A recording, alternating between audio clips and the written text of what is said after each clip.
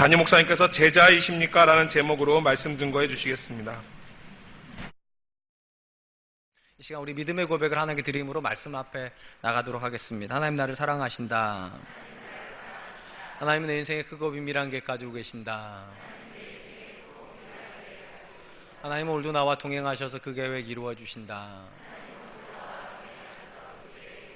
아멘. 그렇게 될 줄로 믿습니다. 아멘. 매 4년마다 단일 스포츠로 지구상을 가장 뜨겁게 달구는 스포츠 축제가 있다면 여러분이 잘 아시는 월드컵입니다. 여러분이 월드컵이 몇 개 국가가 참석을 하고 또 몇 개 국가의 몇 명의 선수만이 엔트리에 들어가는지 혹시 아십니까? 이미 아시는 분은 다 아시겠지만 32개 국가가 참석을 하게 되고 각 국가별로 23명의 선수들이 엔트리에 등록이 돼서 경기를 하게 됩니다. 그렇다면 우리나라의 그 23명의 국가대표가 되기 위해서 프로뿐만 아니라 축구 선수로 등록되어 있는 총 숫자가 몇 명쯤 되는 줄 아십니까? 2016년 기준으로 보니까 우리나라의 축구 선수로 등록되어 있는 사람의 숫자가 31,471명입니다. 그 중에 성인 프로축구 선수에 소속이 되어서 1부 리그에 뛰는 선수가 423명, 2부 리그에 뛰는 선수가 392명, 총 815명입니다. 이 중에서 통상적으로 월드컵에 이제 상비군이라고 그래가지고 훈련할 수 있는 선수로 모집이 되는 숫자가 50명 정도가 되고 그 50명에서 23명이 이제 선발이 되고 23명으로 선발이 됐다고 해가지고 월드컵 가서 다 뛰는 거 아닌 건 아시죠? 우리가 흔히 베스트 11이라고 그래가지고 11명의 선수가 주로 뛰게 되고 누가 부상이 나거나 체력이 지치면 후보 선수가 이제 들어가는 형태로 경기가 진행이 됩니다. 제가 왜 이런 이야기를 말씀을 드리는가 하면 적어도 월드컵 무대에 나가서 베스트 11으로 뛰는 선수라면 우리 중에 누구도 저 사람의 기량에 대해서 그 사람의 운동에 대해서 평가를 하기에는 부적절하다는 말입니다. 근데 우리 중에는 축구 경기를 보다가 이렇게 말하는 분들이 굉장히 많습니다. 내가 뛰어도 쟤보다는 잘하겠다. 천만의 만만의 말씀입니다. 3만 명이 넘는 축구 선수 중에 추려가지고 11명이 나온 선수인데 어떻게 우리보다 못할 수 있겠습니까?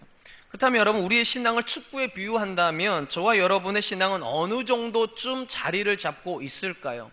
혹시 3만 명 정도 되는 축구 엔트리, 그러니까 전체 축구 선수 그 명단에는 혹시 우리가 들어가 있을까요?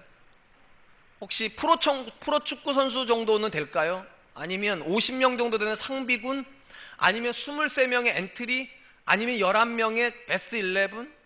아마 여러분은 그 어디쯤 분명히 있을 것입니다. 그런데 여러분, 혹시 우리 중에 아무것도 아닌, 진짜 나는 그냥 관중밖에 안 될 것 같다고 싶은 분이 계십니까? 낙심할 거 없습니다.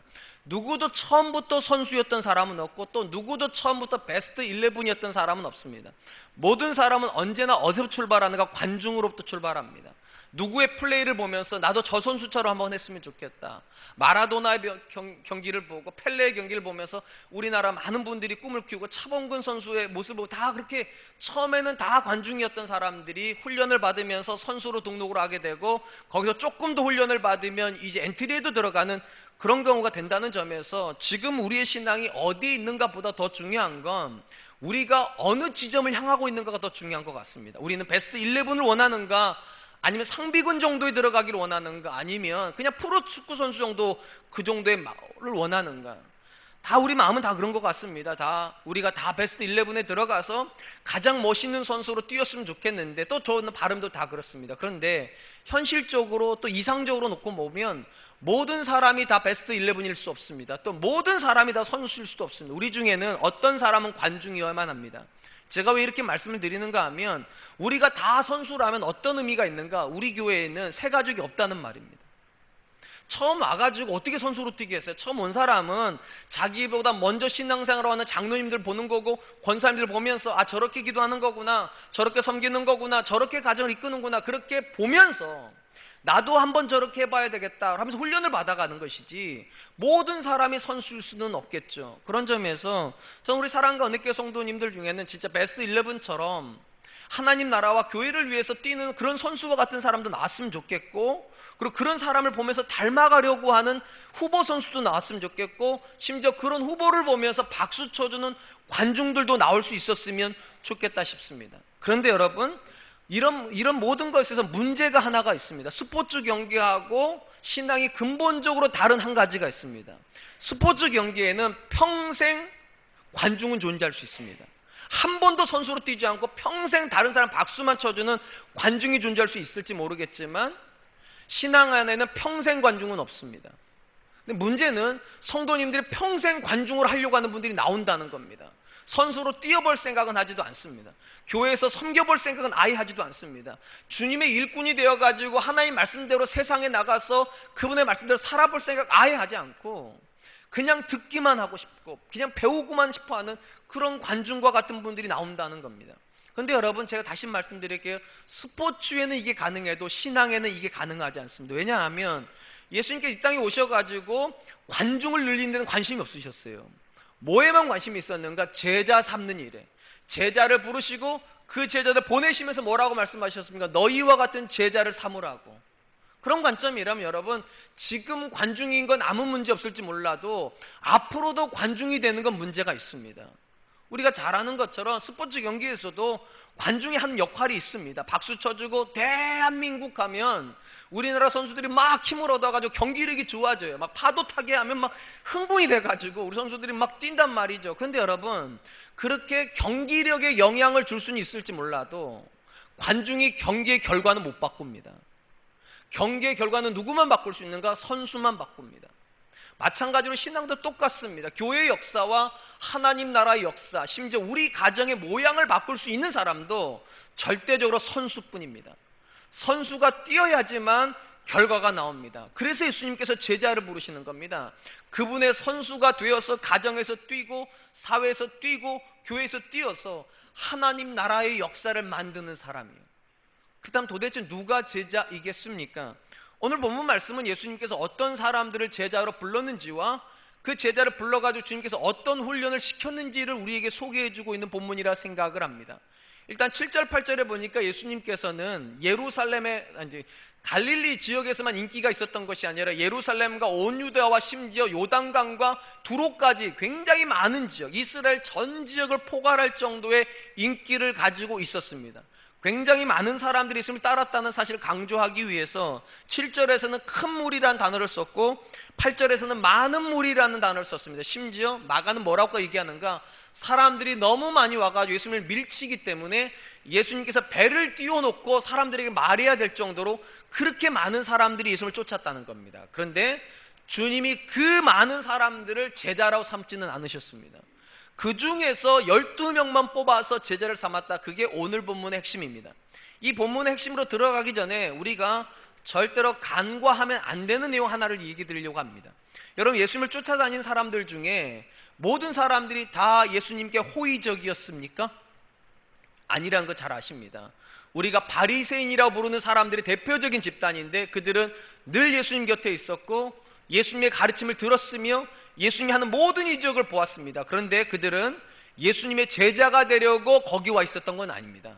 오히려 예수님을 넘어뜨리려고 하고 예수님을 공격하려고 하고 예수님을 비방하기 위해서 그 자리에 와 있었습니다.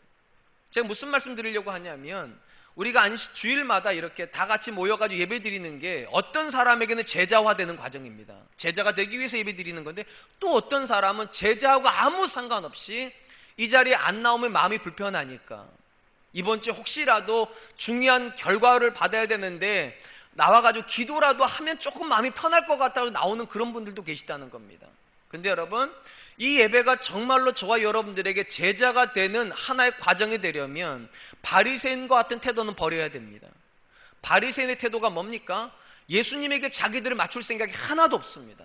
오히려 바리새인들은 자기 기준이 있습니다. 그리고 예수님이 자기들의 기준에 맞춰 주시기를, 그리고 예수님이 하시는 모든 말씀을 갖다 듣지 않습니다. 오히려 자기들이 원하는 말씀만 가져다가 자기 삶에다 갖다 붙입니다.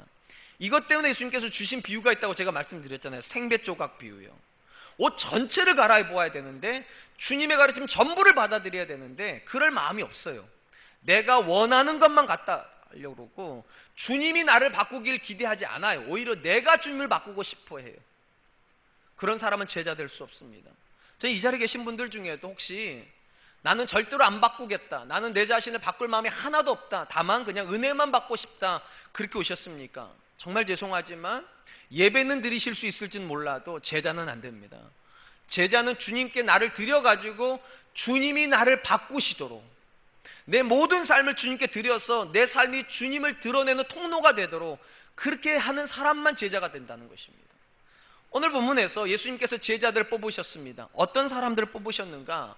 사실 본문에 보면 예수님께서 제자를 삼으셨던 기준은 명확하게 드러나 있지는 않습니다. 그런데 힌트가 하나가 있습니다. 거기 보니까 13절 말씀입니다. 또 산에 오르사 자기가 원하는 자들을 부르시니 나아온지라. 여기 제자의 기준이라고 되어 있는 게 뭔가 주님이 원하는 사람입니다. 이 말은 이런 뜻입니다. 사람들이 추천을 해가지고 제자가 된 게 아니라는 겁니다. 어떤 사람들이 무리로 와가지고 이 사람을 주님의 제자도로 받아주시면 굉장히 좋을 것 같습니다. 이 사람은 굉장히 실력 있는 사람이니까 주님의 제자가 되기 합당합니다. 그렇게 해서 제자 된 사람은 한 명도 없다. 다 주님이 원하시는 사람만 뽑혔다는 겁니다. 일단 우리가 이 본문 말씀을 이해하려면 이 본문에는 기본 전제가 있다는 걸 기억해야 됩니다. 그날 그 자리에서 예수님께서 처음 제자들 부르신 게 아닙니다. 적어도 5명은 이전에 부름 받았죠. 베드로, 안드레, 야고보, 요한, 레위까지. 이 5명은 뽑힌 제자이기도 하지만 일종의 샘플이라고 제가 말씀드렸잖아요. 그러니까 5명만 뽑혀 있는 것이 아니라 사실 12명이 다 뽑혀서 이미 주님의 제자로 활동을 하고 있었는데 이 본문에서 처음으로 비로소 예수님께서 공인하시는 겁니다. 이들을 봐라. 내가 너희 중에서 뽑아낸 나의 12명의 제자의 면면이 이러하다. 이들은 다 내가 원해서 세운 제자들이다. 이렇게 말씀하셨다는 거죠. 그러면 궁금한 건 이겁니다. 이 앞에서 말씀드렸던 이 5명의 부름의 현장에 가봐야지 주님이 원하신 사람들이 누구인지를 알 수 있겠죠. 우리가 잘 아는 것처럼 마가복음 1장에서 예수님께서 4명의 제자를 부르셨습니다. 그 4명의 제자를 부르실 때 뭐라고 말씀하셨는가? 나를 따라오너라. 내가 너희로 사람을 낚는 어부가 되게 하리라. 이게 왜 중요한가 하면 예수님이 이렇게 말씀하지 않으셨습니다. 나를 따라와라. 내가 너희가 원하는 스승이 되어줄게. 이렇게 말씀하신 게 아니라 나를 따라와라. 너희가 내가 원하는 사람이 되게 하겠다고.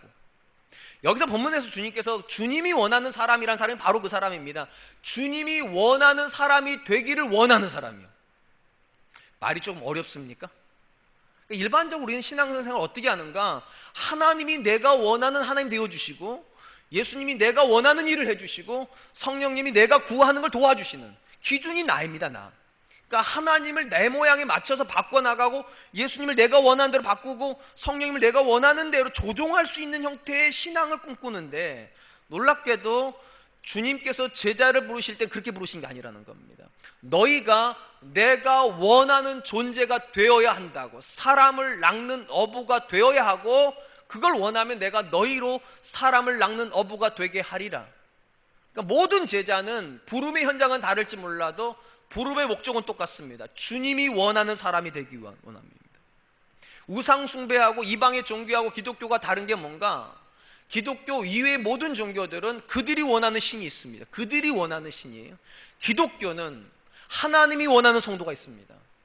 그리고 우리는 하나님이 원하는 바로 그 사람이 되어지길 원할 때 그 사람이 제자가 되어진다라고 그렇게 부르는 것이죠. 전 저와 여러분들한테 이런 열망이 있었으면 좋겠습니다. 주님, 내가 주님이 원하는 사람이 되고 싶습니다. 그리고 우리 자녀들을 바라볼 때도 이런 열망으로 기도했으면 좋겠습니다. 주님, 내가 원하는 자녀가 아니라 주님이 원하는 자녀 되게 해주십시오. 내게 기쁜 자녀가 아니라 하나님께 기쁨을 주는 자녀가 되게 해주십시오. 여러분들 아멘 하셨죠? 근데 여러분 이게 절대로 쉽지가 않습니다. 왜냐하면 예수님께서 주님이 원하는 제자가 되겠다고 주님의 부르심을 따라 나섰을 때 주님께서 그들을 바로 제자로 불러주신 게 아닙니다. 하나의 조건을 더 다셨습니다.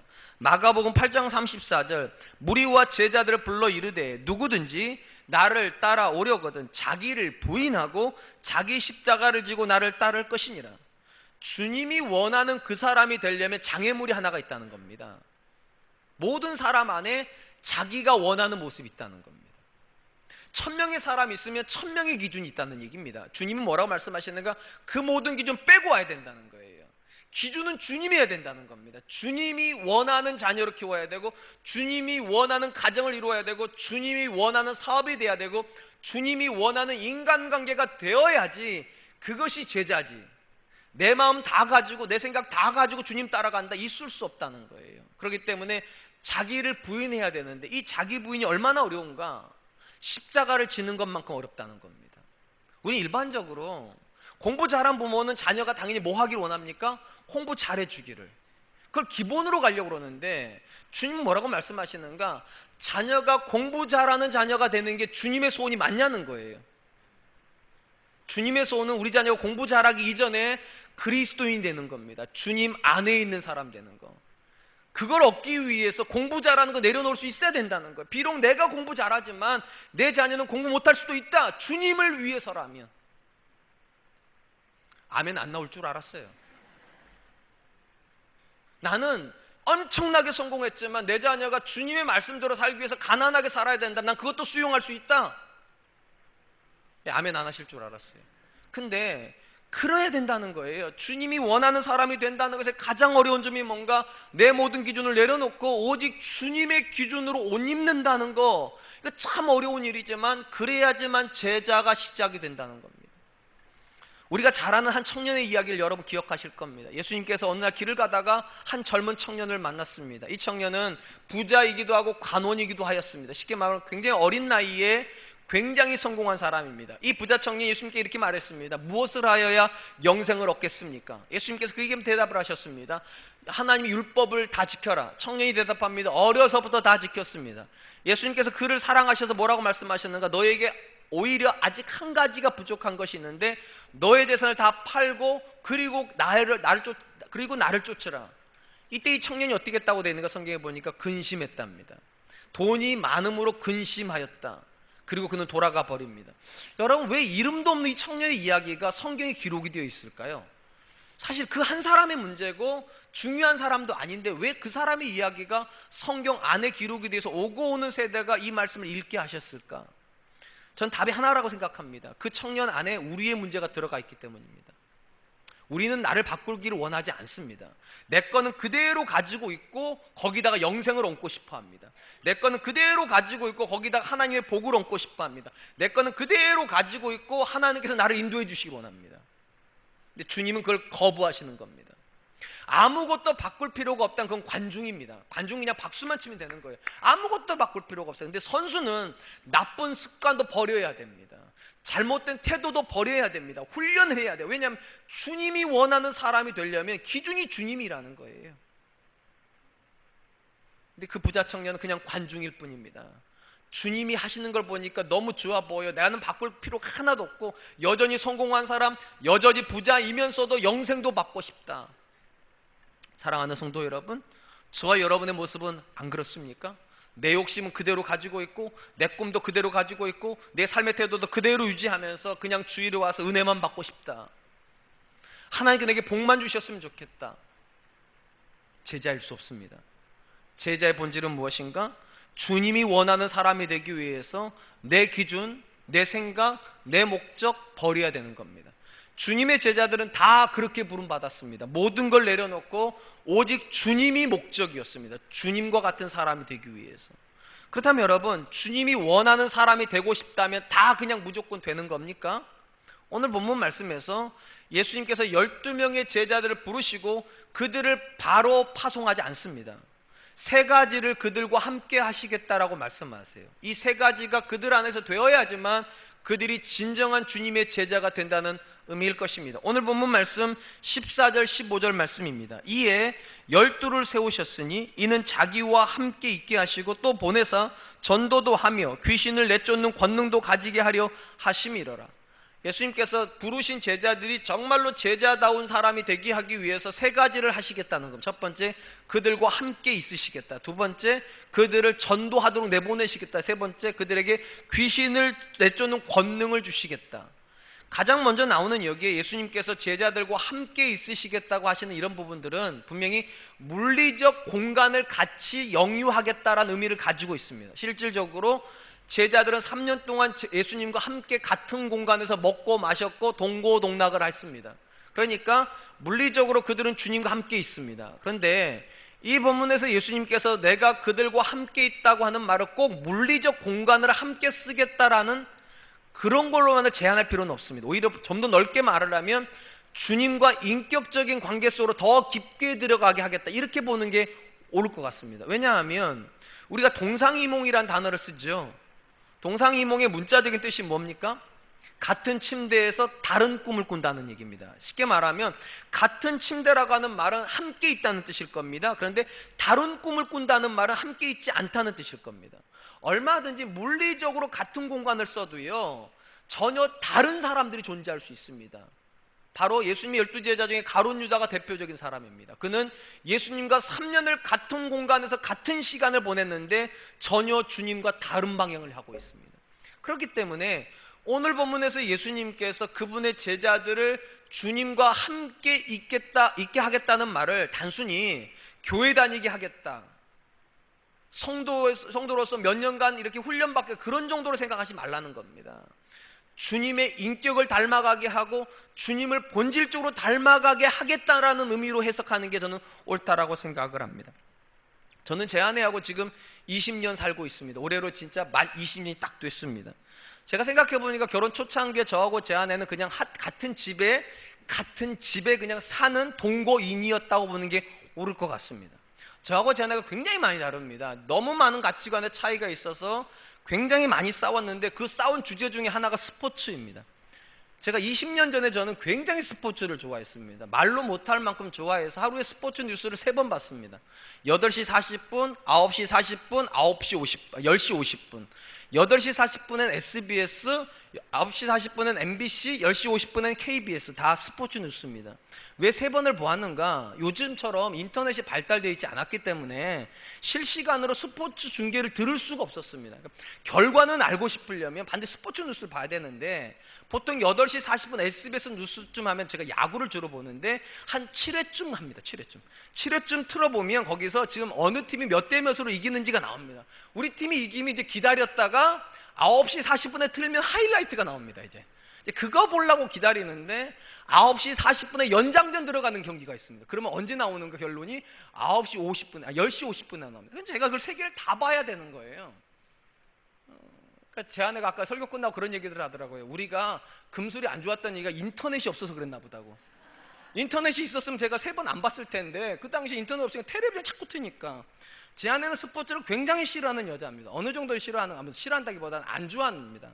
그러니까 월드컵인데도 월드컵인 줄 모르고 사는 여자니까. 그러니까 그런 여자하고 스포츠의 광적인 남자하고 같이 살았으니까 얼마나 불편했겠어요? 지금도 기억에 남는 사건이 하나가 있습니다. 제가 6월 달에 결혼을 했는데 12월 달 그해 마지막이 되면, 지금도 그런지 잘 모르겠는데 한 해를 총 결산해 가지고 베스트 10 이런 걸 만듭니다. 그러니까 야구 경기에 진기명기 베스트 10, 뭐 축구 경기에 진기명기 베스트 10 이런 걸 만들어 가지고 방영을 해줘요. 주로 12월 27일쯤 방영을 해줍니다. 저는 한 해 그거 하나 보려고 이제 기다리고 있는 겁니다. 이제 12월 27일쯤에 제가 이제 거실에 앉아가지고 이제 그걸 봅니다. 베스트 10부터 내려와요. 그래서 4까지 봐서 베스트 4까지 보고 이제 3쯤 됐는데 웬 예쁜 얼굴이 화면 딱 나오는 겁니다. 제 아내요. 제 아내가 저하고 텔레비 중간에 들어가가지고 얼굴이 이렇게 하면서 화면을 못 보게 하면서 뭐라고 그러는가? 내가 좋아, 스포츠가 좋아, 이렇게 물어보는 겁니다. 27살의 예쁜 처녀는 아니죠. 예쁜 아가씨도 아니죠. 제 아내니까. 뭐라고 말해요. 어쨌든 예쁜 여자가 제 앞에서 가지고 스포츠가 좋아, 내가 좋아하길래 제가 그랬습니다. 좋은 말 할 때 비키라고. 아니, 왜냐하면 여러분 생각해 보시라고. 여러분 그게요, 요즘처럼 뭐 인터넷 발달돼 가지고 지금 못 보면 다음에 볼 수 있는 그런 게 아니에요. 그때 못 보면 아날로그라 못 보는 거예요. 근데 평생 볼 수 있는 얼굴이 나와가지고 그날 처음 봐야 돼. 그날밖에 못 보는 텔레비전을 가리면서 내가 좋아, 스포츠가 좋아 하는데 화가 안 나겠어요, 제가요? 그래서 제가 좋은 말 할 때 비키라고 그랬더니 제 아내가 화가 났는지 텔레비를 꺼버리는 거예요. 그 다시 물어봐, 정색을 하고서. 내가 좋아, 스포츠가 좋아. 결혼한 지 6개월 됐으니까 이 새댁이 확인하고 싶었나 봐요. 이 남편이 스포츠를 좋아하는지 자기를 좋아하는지. 자, 올해로 20년이 됐습니다. 제가요, 지금도 제 아내가 스포츠가 좋아, 내가 좋아, 그럼 미친 짓 할까요? 지금도 그런 거 물어보면 제정신 아니죠. 근데 지금은 제 아내가 그렇게 안 합니다. 제 아내가 우리 아이들의 텔레비전 보다가 만약에 제가 좋아하는 장면 같은 게 나오잖아요. 그럼 막 부릅니다. 빨리 오라고, 당신 좋아하는 진기명기 한다고. 지금 같이 봐요. 왜 이렇게 됐을까요? 여러분, 공간을 같이 쓰고 있다는 것은 단순히 공간을 점유하고 있다는 의미가 아닙니다. 같은 공간에 있으면 가치관이 전염이 됩니다. 내 남편이 뭐를 좋아하는지 알기 시작하고 내 아내가 뭐를 싫어하는지 알게 됩니다. 그리고 뭐를 해야, 어떻게 내가 바뀌어야 우리가 행복한 가정으로 만들 수 있을지를 배워가는 시간이죠. 주님께서 제자들을 그분과 함께 있는 자가 되게 하시겠다는 의미가 뭐겠냐는 겁니다. 주님을 배우라는 거죠. 주님이 뭐를 기뻐하시는지, 주님이 뭐를 싫어하시는지, 주님이 뭐를 원하시는지, 주님께서 뭐를 싫어하시는지 알아야 제자가 그 주인의 기쁨이 될 수 있고 그 스승을 닮아가는 사람이 되지 않겠냐는 겁니다. 제가 여러분들에게 드리고 싶은 질문은 이것입니다. 여러분은 교회를 다니면서 닮아가고 계십니까? 교회를 활동을 하고 계시기 때문에 주님이 뭐를 기뻐하시는지 점점 그분의 기준을 정말 알아가고 계십니까? 근데 우리 중에 그냥 공간만 점유하고 계신 분들이 굉장히 많습니다. 주일날 딱 1시간 그 자리 점유하고 가시는 분들. 제자 아닙니다. 제자는 공간만 점유하는 사람이 아니라 관계를 점유해 들어가는 사람이에요. 주님을 알아가는 사람이고, 주님을 경험하는 사람이고, 주님을 닮아가는 사람입니다. 요한복음적 관점에서 보면 요한복음은 예수님을 말씀이라고 해석을 하죠. 그래서 뭐라고 말합니까? 말씀이 육신이 되어 우리 가운데 거하셨다고. 이 기준에 의하면 누군가가 주님 안으로 들어가서 주님과 함께 있다는 말을 요한은 어떻게 생각했는가? 우리가 말씀 안으로 들어가는 거라 생각을 했습니다. 그래서 요한복음 15장 7절에 보면 예수님께서 이렇게 말씀하시는 거죠. 너희가 내 안에 거하고 내 말이 너희 안에 거하면 무엇이든지 원하는 대로 구하라. 그리하면 이루리라. 주님의 말씀 의미가 있는 건 뭔가? 너희가 내 안에 있고 내 말이 너희 안에 있으면, 이게 지금 쉽게 말하는 겁니다. 부부가 남편과 아내가 같이 살면서 남편의 생각이 아내 생각으로 들어가고 아내 생각이 남편의 생각으로 들어가서 어느 순간이 되면 이 생각이 누구 생각인지를 모르는, 부부가 너무 닮아 있어가지고. 참 신기한 건 이제 제 아내도 저랑 같이 앉아서 텔레비전을 봅니다. 야구 경기를요. 20년 만에 같이 축구 경기도 봅니다. 심지어 배구 경기도 봅니다. 같이 있으면 그렇게 됩니다. 주님께서 우리에게 하시는 말씀이 그거예요. 우리가 정말로 제자 되기를 원한다면 주님과 같이 있기를 원해야 되고, 같이 있다는 것의 실질적인 의미가 뭔가, 그 말씀을 배우는 거예요. 그리고 그 말씀을 사는 거예요. 그래서 그 말씀이 내 안에서 움직일 때 비로소 우리가 아는 거예요. 내가 지금 주님의 제자가 되고 있구나. 말씀의 지배를 받으면 어떤 일이 벌어집니까? 어떤 사람을 만나도, 어떤 상황에 들어가도, 어떤 결정을 내더라도 내 마음대로 안 된다는 겁니다. 오직 말씀이 하라는 걸 하게 되어 있습니다. 남편을 대할 때도 내가 하고 싶은 대로 못 대해요. 하나님의 말씀이 남편에게 어떻게 하라고 그랬는가, 그게 기준이 되는 거고, 자녀를 키울 때도 내 마음대로 못 키워요. 하나님의 말씀에서 자녀에게 어떻게 하라고 하셨는가 한번 스스로 물어보시기 바랍니다. 여러분들은 지금 누구랑 가까워지고 있습니까? 제자는 주님과 가까워지는 사람입니다. 그리고 주님과 가까워지는 사람의 가장 큰 특징이 무엇인가? 말씀이 삶으로 들어오고 있다는 겁니다. 말씀이 삶으로 들어오고 있다. 전 저와 여러분들이 그런 분들 되셨으면 좋겠습니다. 두 번째로 예수님께서 제자들을 어떻게 훈련시킨다 말씀하셨는가? 보내어 전도하게 하시겠다라고 그렇게 말씀하십니다. 여러분, 전도가 뭡니까? 지나가는 사람한테 예수님 믿으세요 이렇게 말하는 게 전도입니까? 아니면 아는 사람에게 우리 한번 교회가 한번 가보자고 그렇게 말하는 게 전도입니까? 물론 그것도 전도입니다. 전도가 아니라 말씀드린 게 아니에요. 전도의 본질적인 의미를 이해하려면 이 전도가 가지는 문자적인 뜻부터 좀 이해할 필요가 있을 것 같습니다. 전도의 문자적인 뜻은 전달한다는 의미를 가지고 있습니다. 전달한다. 또 하나의 뜻은 공개적으로 말한다, 이런 뜻입니다. 쉽게 말하면 예수님께서 우리에게 주신 복음을 누군가에게 전달해주고 그걸 공개적으로 사람들에게 말할 수 있어야 그게 전도라는 것입니다. 의미는 조금 다를지 모르겠지만 이 자리에 계신 모든 분들은 정도의 차이가 있을 뿐 다 전도자입니다. 어떤 사람은 돈을 전도합니다. 입만 열면 돈 얘기합니다. 어떻게 하면 돈을 벌 수 있는지, 어디다 투자해야지 돈을 굴릴 수 있는지. 그래서 그 사람을 만나면 처음부터 끝까지 돈에 대한 이야기를 듣고 와야 됩니다. 우리 중에도 그런 분들 분명히 있습니다. 또 어떤 사람은 성적이 복음인 사람이 있습니다. 어떻게 하면 아이가 공부를 잘하는지, 어느 학원을 보내야 되는지, 심지어 어떻게 공부를 했더니 누가 서울대 갔는지까지 다 빼고 있는 사람. 그래서 남의 아이를 엄청나게 컨설팅 해주는 사람, 사명으로 여기는 분들이 있어요. 그 성적 전도하고 다니시는 분입니다. 또 이 중에 굉장히 많은 사람들이 건강 전도하고 다니는 분들이 계십니다. 매실을 먹으면 어디에 좋다더라, 개똥쑥을 먹으면 뭐가 좋다더라 등등 해가지고 매일같이 만나는 사람마다 너는 뭐 먹어야 돼, 너는 무슨 운동해야 돼, 너는 어디 다녀야 돼, 이걸 계속 전달하는 분들이 계세요. 한때 여러분 비타민C 전도자 있었다는 거 아십니까?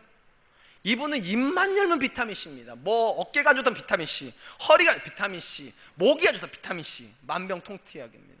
여러분, 왜 이 사람들은 자꾸만 그런 걸 전도하는 걸까요? 이유는 간단합니다. 경험해 봤기 때문입니다. 경험하지 않은 걸 전도하는 사람은 없습니다. 또한 그것이 오랫동안 내 삶에 머물러 있었기 때문에 자연스럽게 튀어나오는 거예요. 돈이 오랫동안 머물러 있는 사람은 돈 얘기가 나옵니다. 성적이 오랫동안 묵상된 사람은 성적 얘기가 나옵니다. 건강이 오랫동안 묵상된 사람은 건강 얘기가 나옵니다. 이 중에서 뭐 먹고 치료받은 사람들 있잖아요. 뭐 먹고 나았다는 사람들, 그 사람은요 평생 그 얘기만 합니다. 집사님 그거 먹어야 돼, 나 그거 먹고 효연 봤어. 주님 얘기는 나오지도 않고 오직 매실 이야기, 뭐 오직 무슨 감자 얘기. 사랑하는 성도 여러분, 전도가 뭡니까? 간단합니다. 내 마음에 있는 게 튀어나오는 겁니다. 내 마음에 있는 게. 왜 예수님께서요 처음부터 제자들을 전도하러 내보내지 않고 나랑 먼저 있자고 그러셨을까? 주님이 우리 마음에 먼저 들어오셔야, 그리고 내가 그 주님을 경험해 봐야 얼마나 좋은지를 알지 않겠냐고요. 그 주님이 너무 좋으신데, 그 은혜가 너무 나한테 은혜로운데 정말로 전도하지 말라고 해도 전도가 나오죠. 입만 열면 나오는 이야기가 우리 주님이 얼마나 좋으신지 모르겠다고, 이번에 우리 하나님께서 내가 기도할 때 어떻게 해주셨는데 너무 은혜롭다고. 왜 우리가 주님과 함께 있어야 됩니까? 함께 있어 본 적이 없는 사람은 전도 못합니다. 뭔가를 해본 사람이라야 전도하는 거예요. 돈을 좀 만져본 사람이라야 돈을 전도하죠. 성적을 좀 내본 사람이라 성적을 얘기하죠. 건강을 회복한 사람이라 건강 얘기할 거 아니냐고요. 마찬가지예요. 우리가 주님과 함께 있는데 변화가 일어나지 않습니까? 절대 전도 못합니다. 주님은 자신 있는 거예요. 주님과 함께 있으면 사람이 바뀐다는 것을, 주님과 함께 있으면 은혜의 고백을 안다는 것을. 그래서 사도 바울이 뭐라고 말합니까? 나의 나 된 것은 오직 하나님의 은혜로 된 것이라고.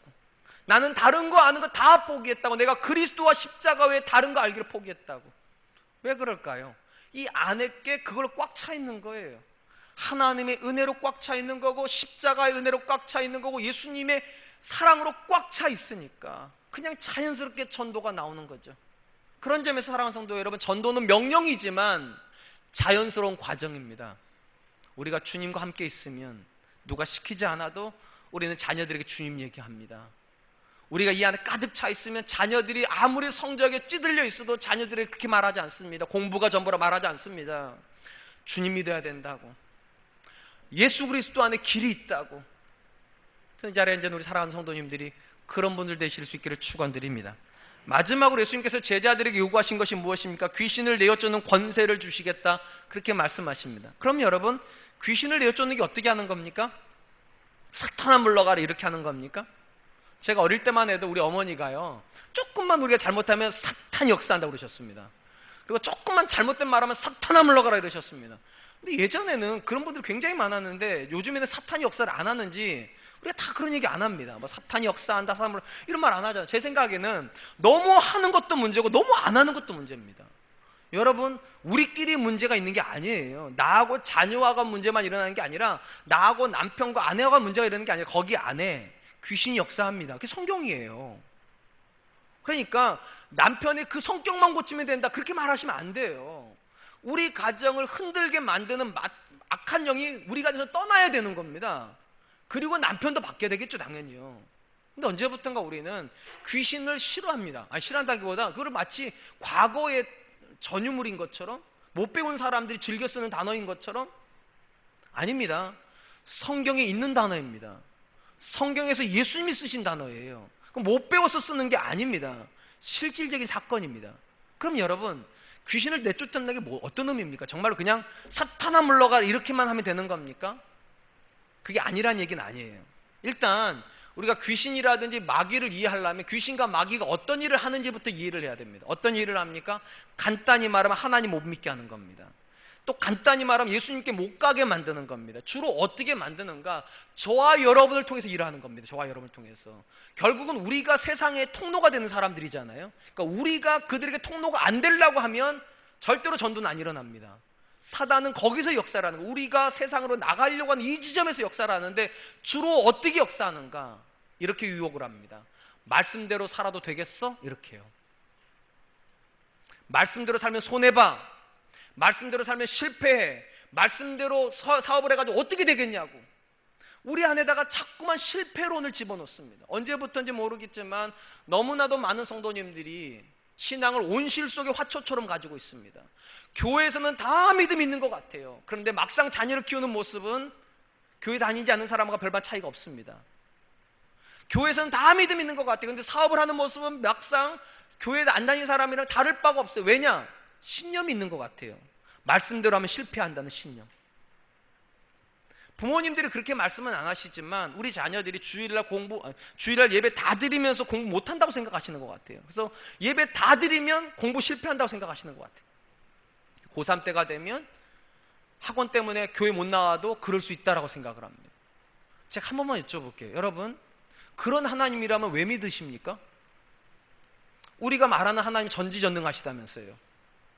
우리가 말하는 하나님이 세상의 주인이시라면서요. 그 하나님께서 말씀으로 세상을 다스리신다면서요. 근데 말씀대로 살면 실패하면 그 하나님 왜 믿으세요? 의미가 없죠. 근데 우리가 다 그런 생각을 하고 있으니까 전도가 안 되는 겁니다. 예수님 믿지 않는 사람들 입장에서는 하나님을 보여줘야 될 텐데, 그래야지 믿을 텐데 그 누구도 보여주려고 하지 않습니다. 다 실패론에 머리 가득 잡혀 있어요. 말씀대로 자녀 키우면 실패한다. 말씀대로 사업하면 실패한다. 그게 사탄이, 그게 귀신이 우리에게 주는 생각입니다. 제자는 어떤 사람인가? 거기에 도전하는 사람이에요. 얼마든지 말씀대로 자녀를 키워도 성공할 수 있다. 얼마든지 말씀대로 사업을 해도 성공할 수 있다. 내가 보여주리라. 그게 제자예요. 여러분, 요셉이 애굽의 총리가 된 게 자기 힘으로 된 겁니까? 다윗이 8번째 아들로 태어나가지고 왕이 될 수 없는 그 사람이 이스라엘 왕이 된 게 뭐 세상적인 가치관 때문에 왕이 된 겁니까? 다니엘이 포로로 끌려가가지고 거기서 총리가 되고 사자굴에 던져져가지고 거기서 살아남은 게 뭐 계산으로 된 겁니까? 아닙니다. 하나님이 살아계셔서 된 겁니다. 근데 그때는 하나님이 살아계셨는데 지금은 안 살아계십니까? 귀신이 우리에게 주는 생각이 그런 생각이에요. 그냥 교회에서만 신앙생활 하라고, 교회에서만 기도하라고, 애는 세상에서 키우라고, 사업은 세상의 방식으로 하라고, 그래야 성공한다고. 전도가 왜 안 일어날까요? 우리 안에 이 권세가 없습니다. 우리 안에 이 확신이 없습니다. 제가 분명히 말씀드립니다. 제자가 된다는 건 탁월한 능력을 가지는 건 아닐 수 있습니다. 그런데 탁월한 믿음은 가져야 됩니다. 보여주겠다. 하나님의 살아계심을 내 자녀를 통해서 보여주겠다. 하나님의 살아계심을 내 사업을 통해서 보여주겠다. 하나님의 살아계심을 우리 가정을 통해서 보여주겠다. 저는 개인적으로 우리 아들들에게 미안한 게 몇 가지가 있습니다. 그 중에 하나가 제가 머리가 좋지 않다는 게 항상 미안합니다. 분당에 데리고 왔더니만 분당에 있는 애들은 다 머리가 좋아요. 이유가 있더라고요. 다 아버지 어머니들이 다 너무 똑똑하세요. 그러니까 개인적으로 저는 그거에 대한 굉장한 미안함이 있습니다. 근데 제가 하나님께 기도하는 게 있어요. 하나님 보여주십시오. 멍청한 사람이 낳은 아들이 똑똑한 사람이 낳은 아들을 이길 수 있다는 걸 보여주십시오. 그래야 하나님 보이지 않겠냐고요. 그래야죠. 제가 하나님께 기도하는 게 뭔지 아세요? 사랑과 은혜교회 담임 목사는 굉장히 무능한 사람이에요. 근데 그 목사가 지금 정자등에 와서 목회를 하고 있는데, 하나님 이렇게 무능한 사람이 목회도 된다는 거 보여주십시오. 그래서 하나님의 살아계심이 증명되게 해주십시오. 제자가 하는 기도는 언제나 이런 식이어야 됩니다. 하나님 내가 대단하니까 나를 쓰십시오가 아니라, 하나님 나는 못났지만 하나님이 살아계시니까, 하나님이 전능하시니까, 그 말씀이 살았고 운동력이 있으니까 내 자녀가 세상을 이기는 걸 보여주십시오. 하나님의 사람이 세상을 이기는 걸 보여주십시오. 그리고 하나님 나를 통해서 증명해 주십시오. 지금도 하나님이 살아계시다는 것을. 왜 우리 자녀 세대가 엄마 아빠가 믿는 하나님을 못 믿을까요? 답은 간단해요. 엄마 아빠의 하나님이 살아계신 것 같지 않으니까죠. 왜 우리 주변에 있는 사람들이 우리를 통해서 전도가 안 될까요? 간단하죠. 그들이나 우리나 다를 바가 하나도 없으니까. 여기서 권세란 단어를 썼습니다. 왜요? 주님이 주시는 거니까요. 그들과 내가 다를 수 있을 걸 근본적으로 만들어주신 건 주님이 주시는 겁니다. 주님이 주시는 지혜로 세상을 이기는 거고, 주님이 주시는 능력으로 세상을 이기는 거고, 주님이 주시는 은혜로 증명하는 거예요. 하나님이 살아계시다고. 관중은 그럴 필요 없습니다.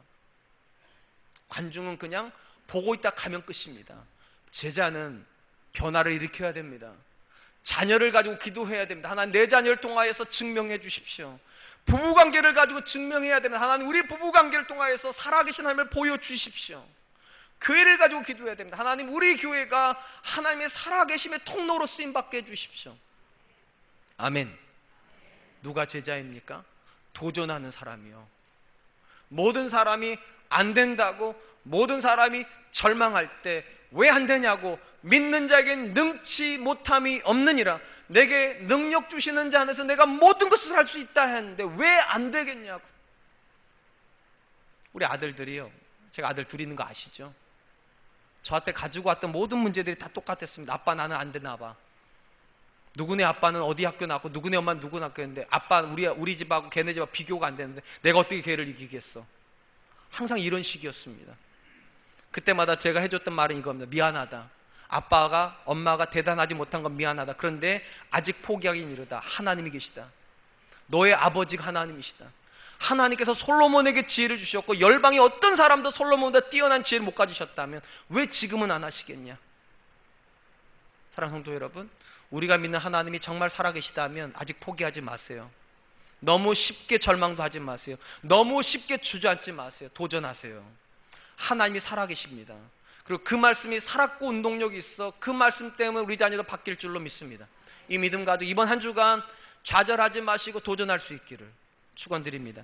이제 말씀을 맺으려고 합니다. 여러분은 어떤 믿음을 가지고 계십니까? 또 어떤 지점으로 가고 싶으십니까? 혹시 평생 관중으로 계시겠습니까? 다른 사람이 하는 거 보고서 집사님은 그렇게 살아, 권사님은 그렇게 살아, 장로님은 그렇게 살아, 근데 나는 그렇게 안 살래, 그러시겠습니까? 아니면 하나님 앞에서 내 인생을 걸어놓고 하나님, 나도 한번 써주세요. 나도 훈련받아서 주님의 일꾼으로 한번 쓰임받고 싶습니다. 하나님, 나도 내 삶에서 주님이 살아계시다는 걸 증거하는 제자가 되고 싶습니다. 어느 삶으로 가시겠습니까? 전 바라기는 지금 우리 위치가 중요한 것이 아니라 가고자 하는 지점은 제자였으면 좋겠습니다. 내 삶에서도 하나님의 살아계심을 보여주리라. 내 삶을 통하여서 그들이 믿지 못하는 복음의 능력을 내가 보여주리라. 내 자녀들에게 엄마 아빠가 믿고 있는 하나님이 진짜로 그 자녀의 인생의 길이라는 것을 보여주리라. 이번 한 주간 항상 이 질문 앞에 설 수 있었으면 좋겠습니다. 나는 제자인가? 나는 관중인가? 저는 제자이고 싶습니다. 그래서 저는 우리 교회도 제자 공동체였으면 좋겠습니다. 그 은혜가 있는 한 주간 되시기를 주님의 이름으로 축원드립니다. 이제 우리 하나님께 찬양할 텐데 주님 말씀하시면 찬양하려고 합니다. 제자를 움직이는 유일한 힘은 말씀입니다. 말씀 때문에 움직여지면 그 사람 제자입니다. 말씀이 가라는 곳에 가고 멈추라는 것을 멈추고 하라는 걸 하고 하지 말라는 걸 하지 않을 때 제자가 됩니다. 그리고 그때 압니다. 주님께서 나를 쓰신다는 것을. 우리 찬양 드리면서 하나님, 나도 쓰임받고 싶습니다. 우리 하나님께 찬양 드리도록 하겠습니다.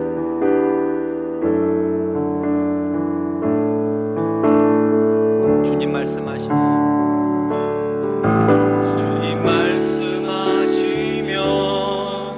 내가 나아가리라. 주님 뜻이 아니면 내가 멈춰서리다. 나의 가고 서는 것 주님 뜻에 있으니 오 주님 나를 이끄소서. 주님 말씀하시면 주님 말씀하시면 내가 나아가리라. 주님 뜻이 아니면 내가 멈춰서리라. 나의 가고 서는 것 주님 뜻에 있으니 오 주님 나를 이끄소서. 뜻하신 그곳에 뜻하신 그곳에 나 있기 원합니다. 이끄시는 대로 순종하며 살리니 연약한 내 영혼 통하여 일하소서. 주님 나라와 그 뜻을 위하여 뜻하신 그곳에 뜻하신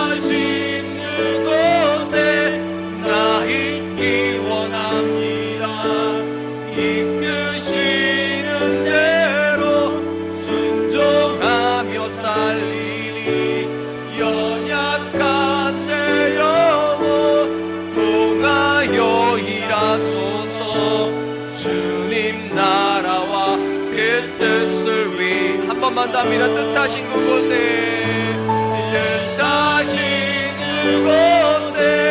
나 있기 원합니다.